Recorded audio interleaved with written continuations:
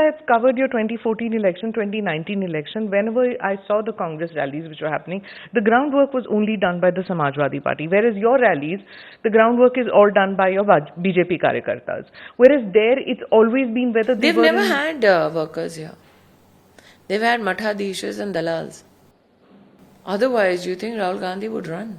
Who are the dalals and what do they do? They can give you a list. What do they do? I mean, it's interesting. Rahul Srivastava, a very senior journalist, was here recently to interview me.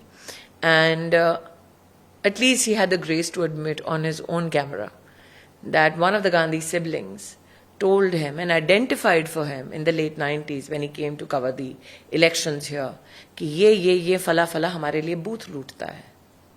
Booth capturing. हाँ.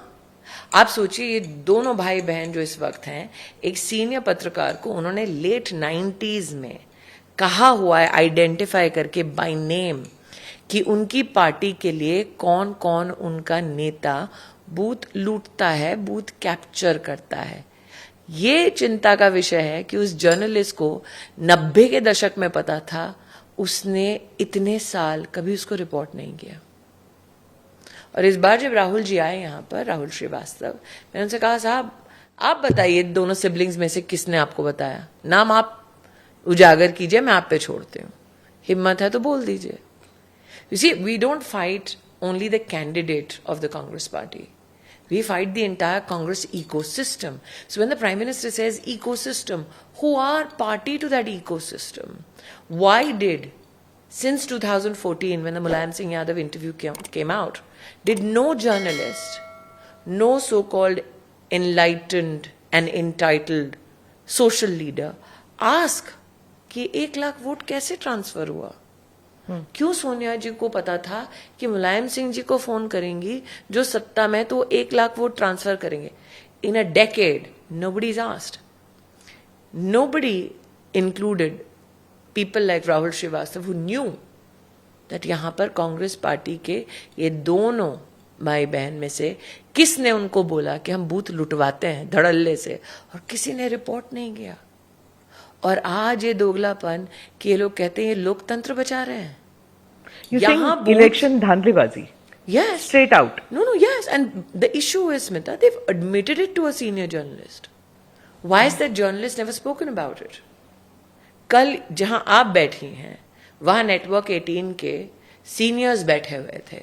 2019 के चुनाव में उनके एक senior पत्रकार के सामने प्रमाण आया था कि गांधी परिवार के किस व्यक्ति ने कहा था बीजेपी के कैंडिडेट की गाड़ी के ऊपर थोड़ा बड़ा अटैक हो जाएगा, कुछ चल जाएगा, गोली वोली, कोई बात नहीं.